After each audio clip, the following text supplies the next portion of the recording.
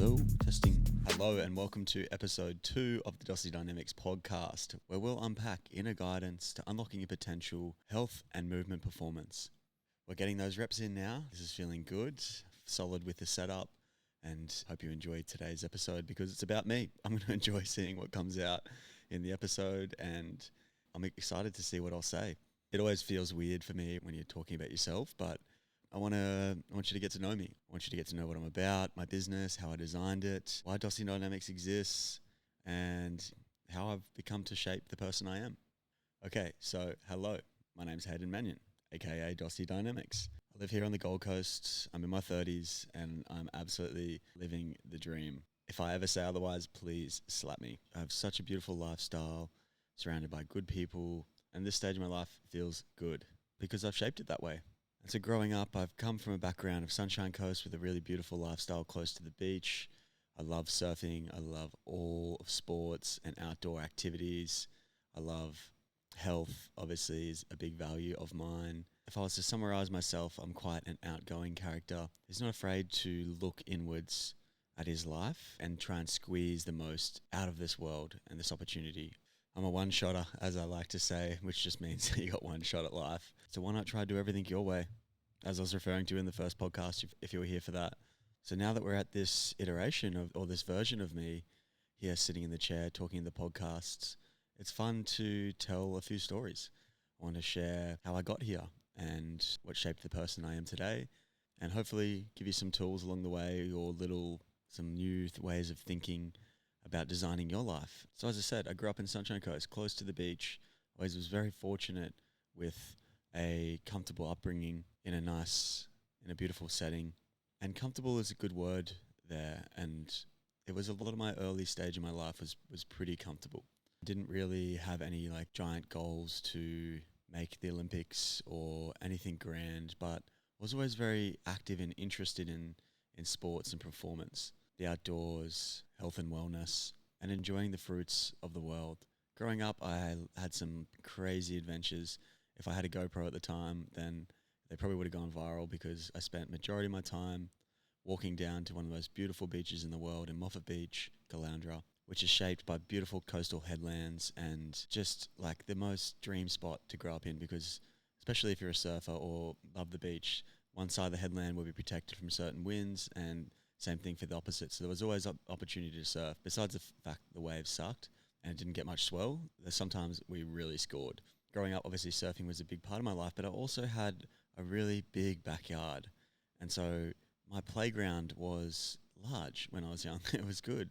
I had this big field to kick the footy, run down to the beach, which was 100 meters away, ride to school, ride bikes in the backyard. I did swimming, squad, water polo, all those different elements of this beautiful area were really fruitful in designing who I am today.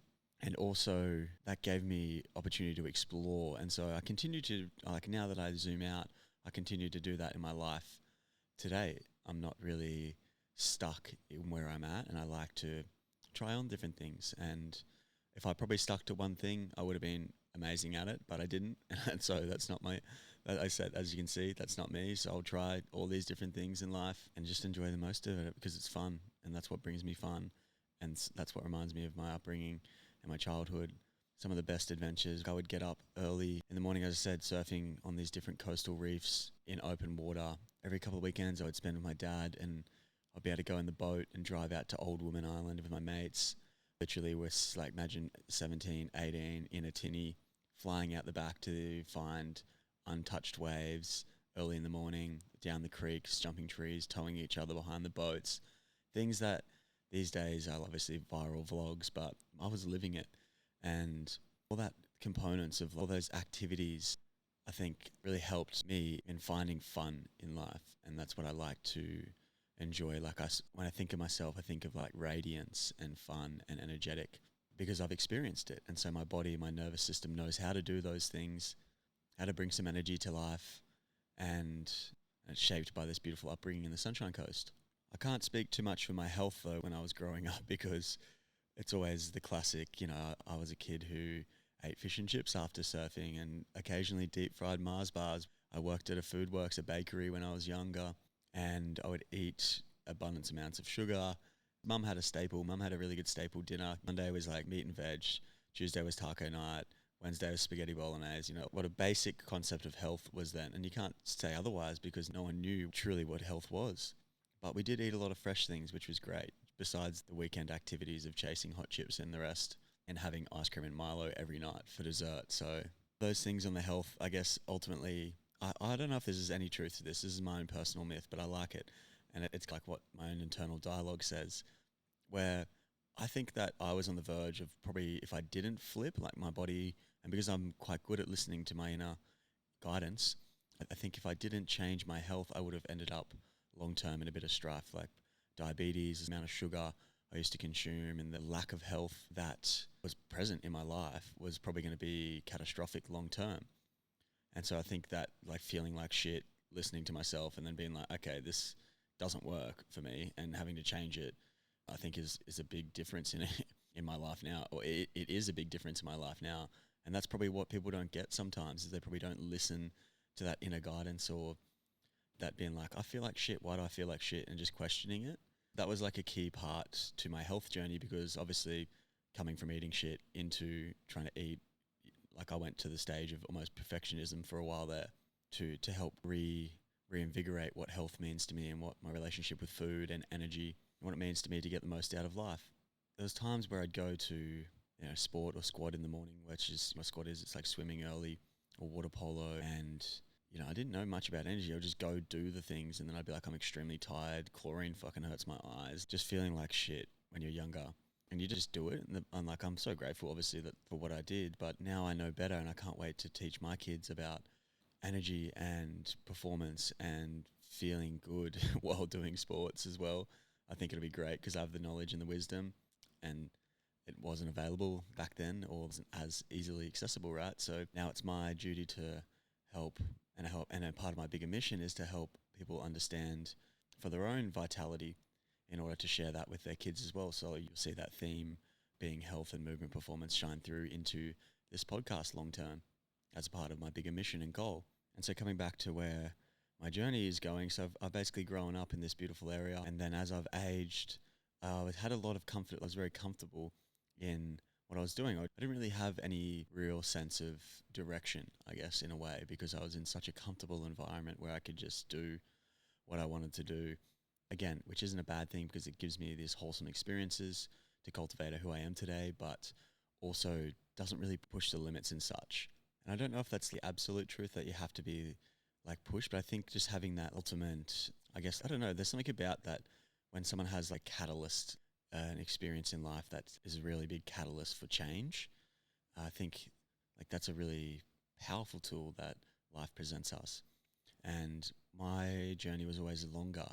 You know, I sit here in my 30s and I'm navigating a business. Like I could have done that in my 20s potentially, but I've had that kind of slow, progressive change, which I'm on my own timeline, and I'm exactly where I need to be today. I know that, and speaking to you guys here, and that's all a part of that journey. But navigating my 20s was fun because I always had a knack for communication. Was a good thing, good skill of mine. I liked the surf industry. I was pretty, again, fun and radiant. So getting a job wasn't hard for me to, if I wanted a job, I'd almost like manifest it, basically. Be like, okay, like I walked past this surf shop once and I was like, I want to work there. I'm going to go speak to the manager. Like that inner wisdom and that inner guidance. I always had that little nudge to just be like, go do it. Go ask for that job, or go drop a resume here and then come back. And I say it's cliche. Everything always works out for me. I say that a lot. I say it every morning. It always does in its unique way. If you zoom out, like you're like, oh, okay, I can see how the pieces of the puzzle were meant to be here. For my first job, I rocked up late to a meeting, but then said sorry to the manager and spoke to her, and she liked me anyway, so I got the job. Like just little things like that, little details of how life just connects you on these little paths if you're open to it.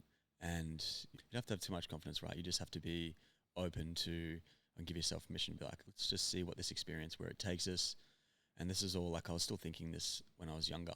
So growing up, navigating jobs, I ended up in a corporate role eventually, and moving down to the Gold Coast, which was pretty scary to change homes, change venues. Was a pretty big leap of faith in order to get out of Sunny Coast and do something different. Moving down here was one of the best things I've done. It was really hard navigating friendships and family, because always felt a bit selfish and guilty for making change in my life. Back then it was more probably how it designs itself and just winging it and see where it goes, because I didn't have really any direction, just what I was told from other people or like skills that I had and how I represented myself in society. Quite an interesting journey, the early stages of Gold Coast. And I really like to travel. I was fortunate to travel with my brother when I was younger and go on some really cool trips and stories that I will just share along the way of elements of health and things. I won't get stuck into them today. But yeah, traveling was obviously a big part of shaping my identity in my 20s. And so that's what I knew, that's what I know, and I was always somewhere. So I was always, I always joke I got a sales rep role and obviously I did, because it suited me so well when it comes to moving around places and not having to be settled or set in one area. And fast forward, it's funny because as cliche as it sounds, and this is why you're the master of your reality, as I always say, is because my thinking was always like, when I was a sales rep, I was like, okay, I really want to be more settled. And then COVID happened and things started to be like, okay, you can stay in one place and you have to stay in one place because of lockdown, things like that. And that opened up opportunity to be, okay, like I like being, more grounded and at home and in an area. And now I fully am. Like now my life has flipped on its head, which I won't get too far into, but it's flipped into completes. Like you're in one location. I'm here. I'm probably not going anywhere for another year. I'm locked into this completely, which feels pretty cool because that's what I wanted, right? And coming back to the end of my 20s while I'm in Gold Coast in this corporate role, obviously it's hard to navigate being athletic or in sports. In the meantime, I was a big fan of OzTag, a big fan of running, surfing obviously is a huge part of my life. And I wanted to be able to do it all. Like I don't want to be a couch potato. I don't want to sit around and do nothing. And so I'd be like, okay, what tools do I have to support my lifestyle, support my health? I was seeking change. I was a seeker of change. And then the synchronicities and alignments start to happen. And, it was a really pivotal moment for me was running into Cal at Corrective Culture down at Moffat Beach. We'd actually been on a yacht trip across the world together, like partying and that, and coincidentally went to the same school. But one day I just asked him at the juice shop, like, oh, what are you up to? What have you been doing? He's like, I'm doing this cleanse and I'm doing all this studies and things like that about holistic health. And I was obviously seeking that change. And some ears were like, antennas were like, boonk, all right, this sounds like it. Like, this is pretty cool. Let's do this. Previously, just to rewind, I would always be in the gym. I used to get like muscle hard, a big gym junkie kind of. I was like jacked dudes back then. And we were like skinny kids with my best mate, crackers, going into this gym, and then we'd just ask him how to do exercises. And I always had a six pack from water polo, so I was kind of like fit, and I knew how to do abs and things like that. And so we're just like gym. So gym wasn't too unfamiliar for me, but I didn't know how to support myself long term, which is what led me into now my own experience of being coached in corrective exercise and holistic health, and how much value I saw in this field and how supportive it is to your vitality and having a toolkit long term. So fast forward, after these interactions with these little alignments and synchronicities, I started going my own posture journey to help support me sitting in the car, the level of my nervous system regulation in handling a corporate job, which involved, energy and health and all those things I wanted to understand better to support my lifestyle, because I didn't want to waste it. I didn't want to waste away into nothing. I've always kind of thought about that. And corrective exercise, holistic health really helped me explore movement, helped me explore these different avenues of feeling good. And because I'm not shy to do things differently or try new things, as you now know, I was like, okay, let's give this a go, and I'll be different. I'll eat these foods in corporate meetings or get on the Swiss ball. And why not, like why, if it helps me, then sweet, like I'll do it. If that's what I know, then that's what I know. And throughout this, again, like it's all experience-based feeling. I felt good because of this understanding, this ability to use these tools to shape my life, my body, my physical health. All those things were becoming so important to me, and important enough to be like, okay, I want to understand this more deeply. I want to get into the knowledge base and the education component on this so I can coach and teach it. So eventually I made a decision to start studying because I was already using these tools and integrating them into my life. I started to study and understand them here on the Gold Coast while working full time. I would, work weekends or have some early morning study classes to better equip myself with the understanding so I could eventually turn this into a form of education. I kind of just got to it. There was never there's never been like a big pivotal moments or like catalyst. For me, it was always, I'm a little bit different where there might be like little micro catalysts. Like, I don't know if maybe I'm just playing them down. I don't see them as big as other people's stories. But for my story, it was more like I just kind of did things. I don't know why I decide that it's happening and then it'll eventually happen and then it happens, instead of having this big like change or shift. I jokingly said to my best mate one time, like, I've never really had any adversity. And of course, life slapped me with some adversity 6 months later or something like that. But yeah, I've never really had those like big story, big build ups. I've just been consistent, like literally just been consistent on different areas of my life and just tried to make it as enjoyable as possible and learn along the way. I think that's like I don't know, like I really like that myself. I value that. I see the power in that within myself. I don't really know how to describe it. It's not playing it safe in a sense. It's more so around like being, again, open to the experience of life and just giving yourself permission. And I can't even really talk to where that comes from. It's a good topic that I now need to write about and explore so I can speak to it more deeply, because I like learning the recipe, right? If I'm like understanding myself, if I was used baking a cake as the analogy, I like knowing what's in the ingredients. So that's a good writing exercise for later. I'll save that one. Hey, personal message from Hayden here. I'm going to pause the episode just to let you know that I'm opening up coaching spots for online coaching, one-on-one, here in person in Viking Athletics, or my third option is a breakthrough session, a new feature that I've added to the business. We're focusing on getting in clients in for one session to really support them on their journey very effectively and efficiently in a bigger session. So there's those couple of options there to work with me. If you're interested, then you can reach me via Instagram or head to my link in bio and book yourself in for a consult call. And I look forward to potentially working with you. Thanks for taking a moment. Let's get back to the episode. Yeah, and so I have the audacity to just do things basically without having to wait for big change. And kind of like big changes come. Here's a good perspective. We're going to put a measurement on the distance between chaos and change. Then for me, I feel like you can, when you get into chaos, then obviously the change feels big because it's the distance. Whether my little micro shifts, we'll call them micro shifts, were always that shorter difference between like chaos and change, or learning a harsh lesson and then change. That distance was always shorter for me. There was never like a big gap. I'm all the way down here and I'm all the way up here now. I've always had that like knack to self-manage, or I don't know how to describe it, but keep that distance shorter between, okay, I want to create change, and maybe I don't create as big of change because that, right? That's a good thing to think about. Maybe sometimes it is, as I said, like those big shifts. Well, actually, no, it's true, because the biggest changes in my life have come from the catalyst of something crazy happening, making, big decisions, then being able to, and then the changes have been pretty big on the back of that. So, but as you can see, like now I'm starting to get into the depths of, okay, I'm coaching myself.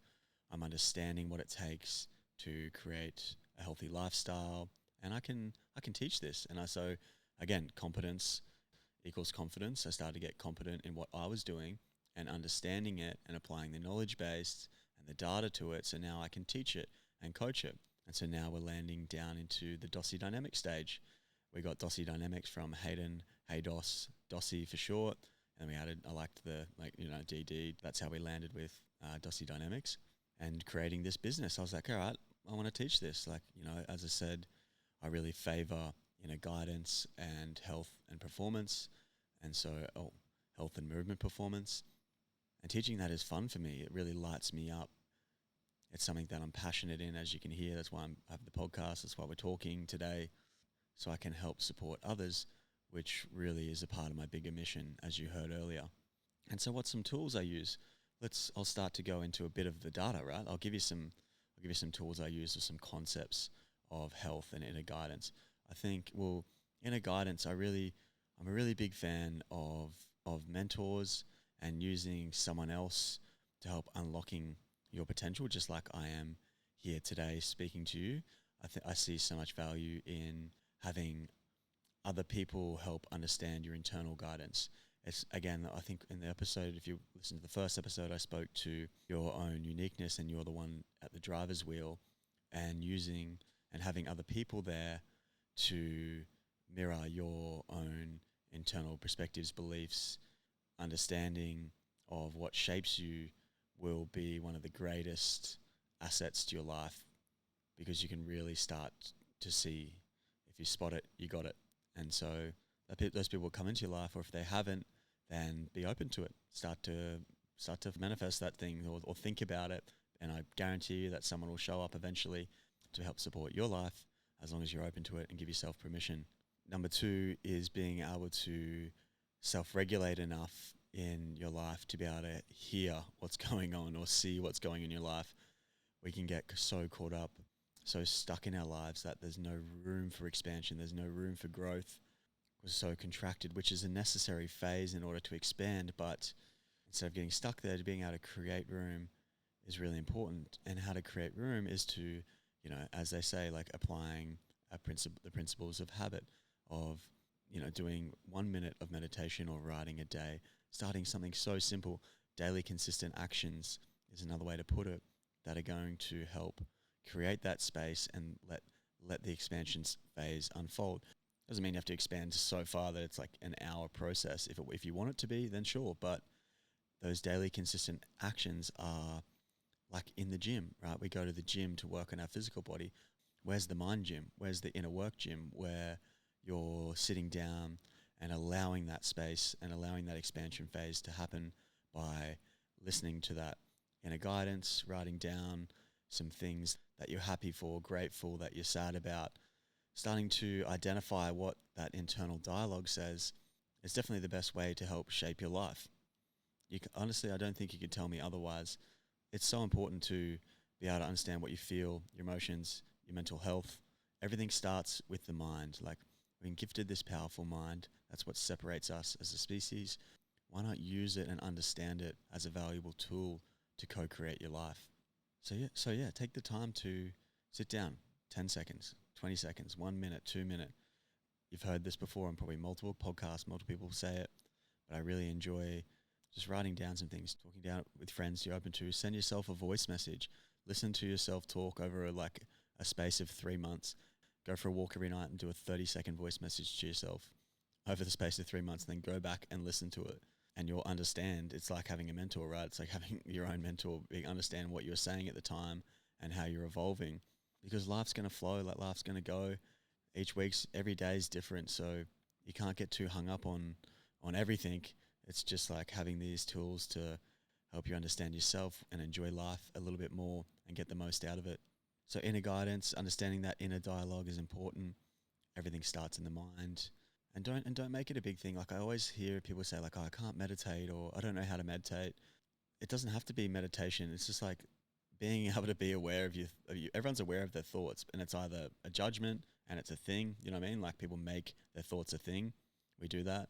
We're like, okay, this is either, you know, a good thought or a bad thought. Or we categorize it, and then we judge it, and then we're double judging ourselves because we're judging our thoughts, and it's just like a chaotic cycle. So just being aware that, you know, you're not your thoughts, in a sense, and you can just observe them, which is, it seems so bizarre to say, but it's so obvious when you really see it and understand it. Okay, that's a simple process I can do, and I don't want to get latched onto my own personal myth or thoughts too tightly. The more I grip, the more I squeeze, like squeezing water. The tighter I grip, the more the water will squeeze out of my hand. And, you know, this is more of the holistic approach. I'm making up words here. I spell it WHOLE, istic, holistic, because it's a whole approach to life.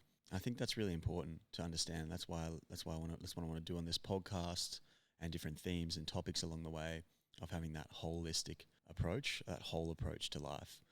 And speaking of health, so what can I do to support my vitality and energy, my health?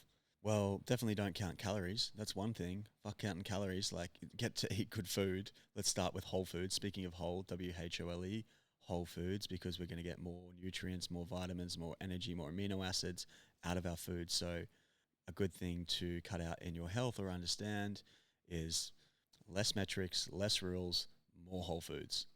If you're in a health crisis, it could be a little bit different, but still switch to whole foods. Like, watch your energy change. If someone's in a health crisis, still eat whole foods. If you're feeling shit, eat whole foods. Eat good holistic foods. What does that look like? Organic, spray-free produce from local farmers markets. Like, you're going to support big corporations. We now know more than ever. Like, you see it in the news. I don't watch the news too often, but I know that like people are pissed. People are pissed at big corporations, at politicians, taxes, money, because it doesn't make them feel safe and solid. And so why would you support these guys? Like, go to another human who has poured their energy and love into growing vegetables, and will help support your energy long term and your health. And you're gonna, like, that's a transfer of love, and the most important human element, I think, like when you get that transfer of energy from another person just from buying from them, right? Like, that's a transfer of energy in this world into a form of food, and then you can obviously consuming into the food. So yeah, like, as if it doesn't matter where you get your food from. I'm not saying you have to do it all the time. I still shop at those big corporations and Woolworths, but I try and go and support another human who's out there giving it their best to produce good food for the world. If we had more of that, or more of that thinking, then there's probably going to be more healthy humans, more happier humans, less crisis, less money going into pharmacy and medical. Hospitals won't be as full. Everyone will be happier, healthier. Like, so yeah, support, eat organic produce where you can. Don't eat vegetable oils. Get to know your food. Read the ingredients label. Like, one thing that I was taught was to, like, Google. There's apps you can find out what chemicals. Like, there's numbers on packets. When you see E62 or like whatever those labels are, you're like, what the fuck is this? What is in my food? Like, start to question it, and then have a look and be like, okay, E62 is this, and then you can get apps that would tell you what it is, and if it's like made out of rubber or petroleum, and it's in food or something like that, and you're like, what the hell am I eating this for? You know what I mean? Like, why is it even in here? If I can go get fresh food, why do I need to buy something that has petroleum based or wax based? Who knows what in it, cosmetic, that's in my food? Like, question that. I don't give a fuck about what people say about studies and being like, oh, you can have a small amount of this, or you can, have this in your food and you'll get away with it, your gut. Who cares? Like, it's still, your body has to process it. You're a giant filter. We're literally giant excretion machines. So whatever you put in has to come out somewhere. And that takes energy, right? Like, cells have to process that E62. So why would you put E62 in your body and process that and break it down into whatever it is? I don't even care if you want to. You can go and quantify it, research it. Doesn't bother me, Like, why would I get caught up in that when I could just go to a farmer who's growing fresh produce and really enjoy the quality of my food, knowing I'm getting good nutrients, good energy. It's supporting my health, my vitality. That's my main concept, right? Doesn't mean that I don't like to eat E62 sometimes, whatever the fuck it is, multidextrin, all that crap. I still enjoy life because I'm a big one on experience. So I know, like, I'm kind of backflipping, but like, I wanted to get that message right first, because that's your foundation. That's the level of thinking, right? If that's what's in your mind mostly, then you're going to choose that option, like we're talking about optimal choice versus suboptimal choice. If I'm going to make a suboptimal choice that doesn't align with my health system or values or whatever, I know what I'm in for. I think I said this in earlier podcasts. You give yourself permission, which is one of the most important things. Cool, if I'm going to go out and eat shit and do these things because I've got one life, one opportunity, so, like, fuck it. Energy as well is really important to balance it out.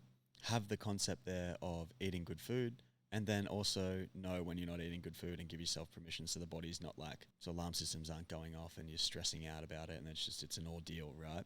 And what I'm talking about here is actually a bigger concept called the 6 principles of health. If you haven't heard of it, it's exactly what I'm talking about right now, which is mind, which we covered earlier, breathing, nutrition, hydration, and sleep. And so I'm just going through this bigger concept that I use across my coaching, giving you the insights into how I think and how I operate, and again, hopefully support your life. So obviously nutrition is almost, so in terms of, and the system kind of has a bit of a hierarchy. Nutrition is obviously a very valuable tool, important to our health long term, but nothing changes if our mind doesn't change. That's why we start there, right? That's why we start with the importance of the inner guidance and dialogue in order to understand our mind better and shape our world, our reality. The next one from there would be breathing. And breathing is a free tool, right? You do it 26,000 times a day. You probably heard about me. If you follow my page, you would have heard me talk about the importance of breathing. It shapes our core. It regulates our nervous system, our heart rate. We expel fat through breathing. It helps our sleep. It slows down our mind, all those things. So in terms of supporting tools, one that's free, being able to breathe and regulate your breathing is a very valuable asset. If you don't know how to, then you can do a simple exercise of trying to expand your belly and breathing in for 5 seconds and slowly breathing out in through your nose, that is. Slowly breathing out through your mouth for 5 seconds. You can do this anywhere really, right? You can do it at any time. Valuable tool. Extend the exhale longer than the inhale, and you'll eventually get into a pretty regulated state. You'll be able to slow down your thinking, how your body responds, and you'll start to feel a lot better. You can use the breath in training to support our trunk and our spine. As we breathe in, the core and the pressure in the abdominal system from breathing stabilizes our vertebrae and our spine. That's why our core and functioning breathing is so valuable when it comes to longevity of our health of our body, how we move, how we function, and is an untapped tool in coaching. If you ask me, we do, there's breathwork classes and things which are more focused around the state that you get into and less about how I can integrate it into movement and such. And so if we can tap into or get a coach like myself to help you understand your breathing, how it's impacting your spine and your life, things like that, then we can start to work just little small free tools like that, little actions each day, little prompts of, like I have a client that might have neck pain. Okay, cool, but he's got a reverse breathing pattern. And if he's doing that 26,000 times a day, if I can get him to switch into conscious mode of thinking about, okay, when can I stop on the hour and do some belly expansion breathing every hour, set an alarm maybe if needed, in order to reshape the breathing and help support the overall posture and take some tension out of the neck. Great place to start. There's a lot more layers to neck issues, trust me, but that is a great one as an example of a coaching tool.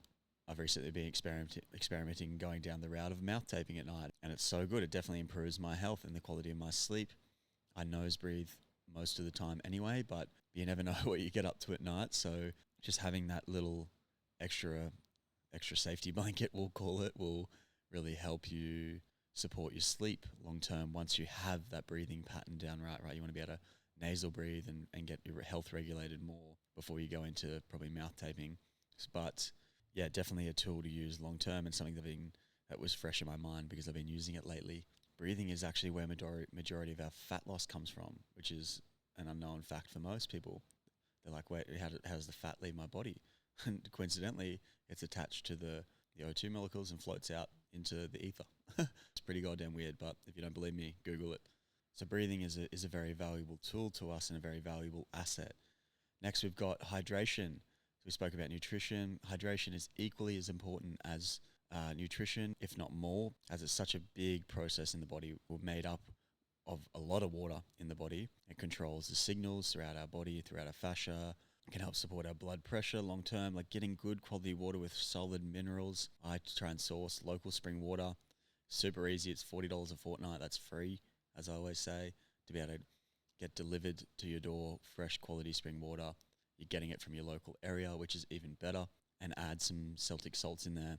I think it's Great Lake salt. I don't use many other Celtic salt brands. I think there's only a couple that you can really trust. But yeah, it's obviously just as beneficial to have those things at the ready. I would almost joke and say I'm like a bit of a water boy. Definitely am. Like I'll carry big bottles around the field when I'm playing sport. And if you've seen Waterboy before, you'll know that like Bobby Boucher, sweet. Like I'll happily take the title because I know how good and important water is and how much I value it. So whatever, if I have to carry a big bottle of water around in a big blue tub, people ask me what the hell you got that thing for. Doesn't bother me because I love me water, and you're not going to change that.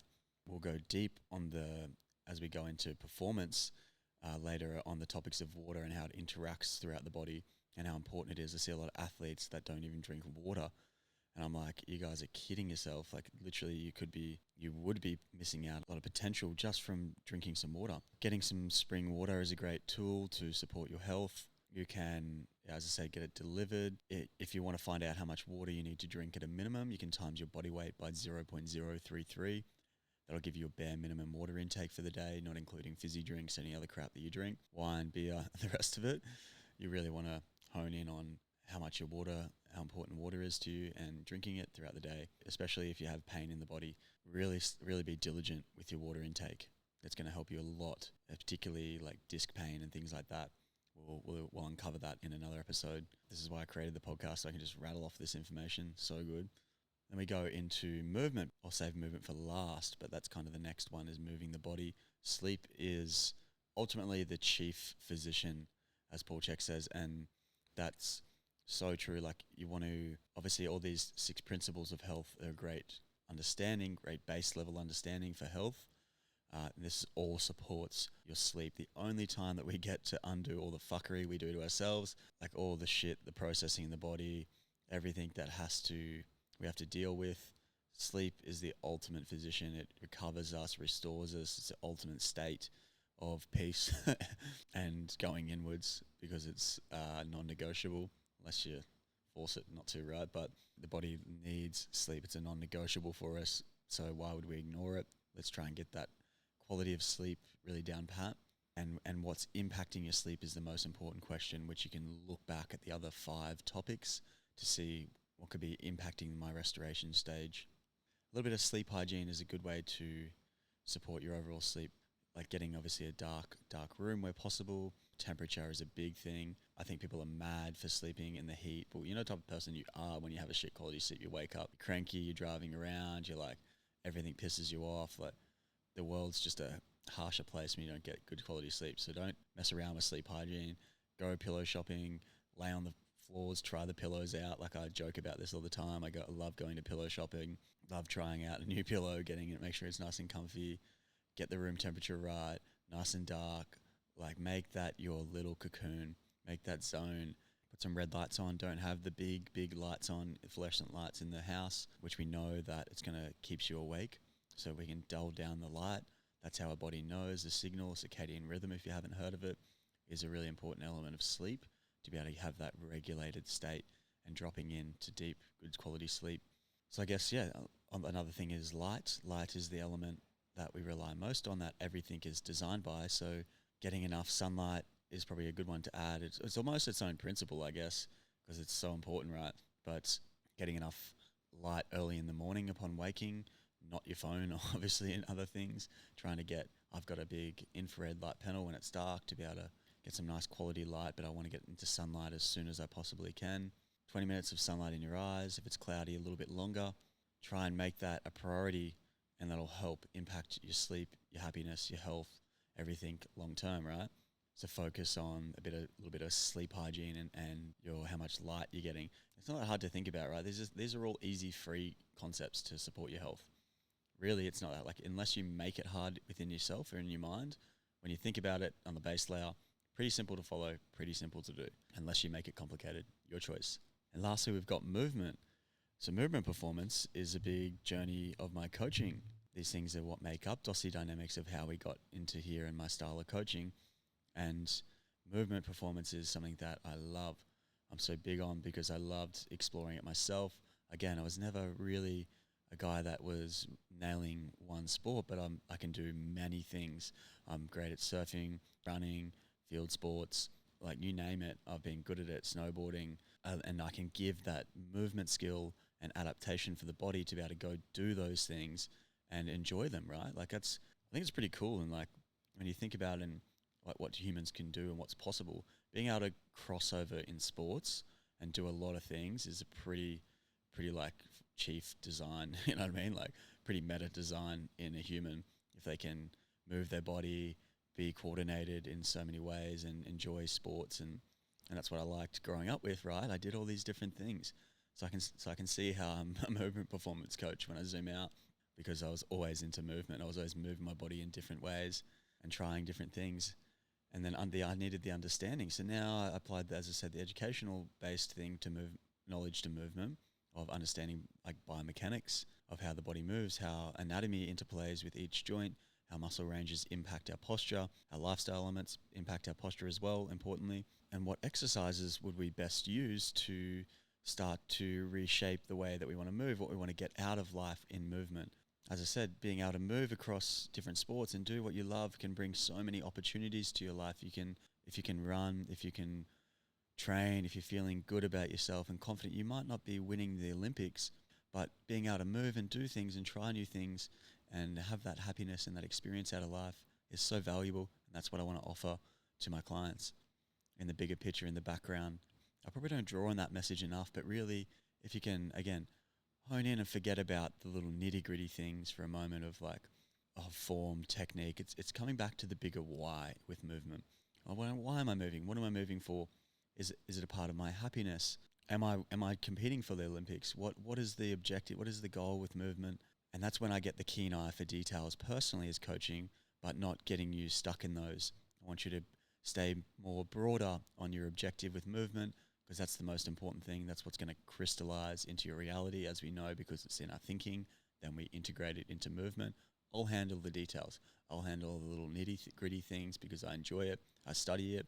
And that's why you'd come to me for a coach. That's why I value my coaching skills and how unique I am in my approach. That's such a cool concept. That was, check is a really good principle because that's what it looks at. It's more of the holistic approach to life and movement. And I've kind of integrated that with other concepts of understanding the body, understanding movement.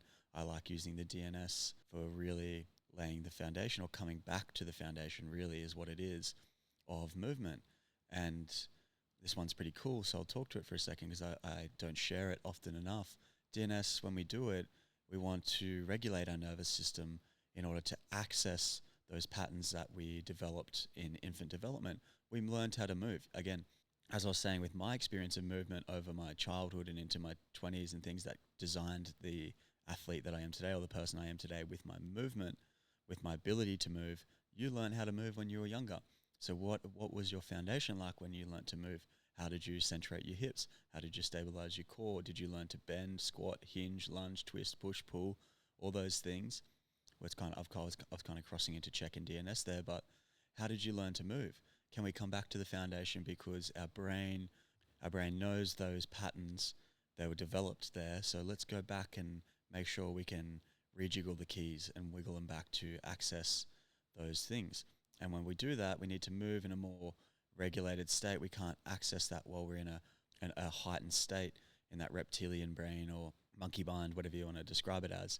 It's not going to happen. We're not going to be able to access those movement patterns. So that's a cool movement concept to have, is DNS. Like, I'm blending these different concepts of movement and support the overall coaching goal. Quality of movement matters, and what are you moving for to be able to really get the most out of a coach? I think like the most downfall for people when it comes to what they're seeking with movement is forgetting why. That same old story. You move, you have the objective, you have the intention, but then you just kind of get distracted by life and forget what you're doing with movement and why you're moving, the purpose of it. And so I've learned very quickly as a coach that, I guess, accountability, or coming back to that understanding, that why, is going to be the most powerful driver, because that's why I talk about it. Otherwise people don't do shit. The old saying, you can lead a horse to water, but you can't tell it to drink. It's so true. I'll see people come in here with big intentions all the time. It's really hard for them to follow through if we lose track of the why. So guilty as charged. Like, I've learned that I need to be really sharp with the understanding of the individual, using tools like the mind map to better understand and get on the dream team with them, and then support their overall goal as much as I can energetically give to one person. And then that's the journey of my coaching. I've said this before, but I'll end up in the Olympics because I know that my unique coaching style, and long term I can share that energy really deeply with a client in order to support their movement goals. That's why I know I'll coach a couple of Olympians and lead up to Brisbane 2032, because I have an eye for details and I'll be able to share my energy with them. And I can't wait for that to come in the coming years. So yeah, movement matters. Whew, that's Dosi Dynamics when it comes to movement. We kind of covered my whole approach. I know I went up, down, left, right there with stories. I'm getting better at it. But slowly but surely you should have a good understanding of what I do, how I coach. And this is episode 2. So stay strapped into your seat, because the next, years coming, they're going to be pretty fun talking about all these things and topics. Every Sunday I'm just going to try and get in here and see what rambles, no matter, I've just made a intention with myself to show up every Sunday and just talk about these topics, talk about these things, my knowledge, see what I'm going to say. This one was really fun to see what I was going to talk about. I wrote down a few things here. I didn't really have a huge plan, so I was like, I'm going to wonder how I'm going to talk about my life today. I'd talk about it differently every day. If I did this again, this episode would be completely different probably, but it was unique in this moment. And it was fun to talk about my life or see how I was going to describe my coaching, Dosi Dynamics, Hayden, what I do in sport. When I think about it, there's so much more to uncover. I haven't spoke about my movement goals, my goals this year, things. I might do that in another episode in goal setting. Got a few notes to make myself to plan. And again, I've promised a lot in these episodes of topics, so I have to go back and write these down. Some big goals this year that I'll share is, I'm going to play World Cup for Australia. I definitely want to also try and run at a track event. So I'm working out a bit of a training schedule post-injury. I want to try and do a couple of days at the track and a day on a field session doing speed and agility, plus like a curve session in here and the gym and then coaching and everything else. So navigating the balance is good fun. I could honestly talk about my day-to-day structure or weekly structure, which is daily consistent actions, all those things in my own personal life and what I get up to here in the gym and training. So I look forward to unpacking that. But yeah, we'll leave it there for today. This was a nice episode. I enjoyed the topics we covered and the future topics that we've now created to talk about. So how fun, so good. I'll leave you with this one last final thing. Just remember that our thoughts create emotions. And so if these chemical processes unfold in the body in order to create an emotional state, a change in my internal world, that creates a feeling. The feeling, which is I don't think we can describe it by science, is basically the reward almost. It's like everything is driven by the feeling. That solidifies a belief because we chase the feeling. So we believe that if we do X, Y, and Z, this will equal this feeling. And so that's going to create my reality because I'm going to be mostly driven by that. And if we can understand that that turns into our reality, then that's going to create our personal reality, as I said, like the reality around us. And guess what that creates? Our personality. So something to ponder on to finish up there. Thanks for joining me for this episode. Look forward to number 3. Let's get it.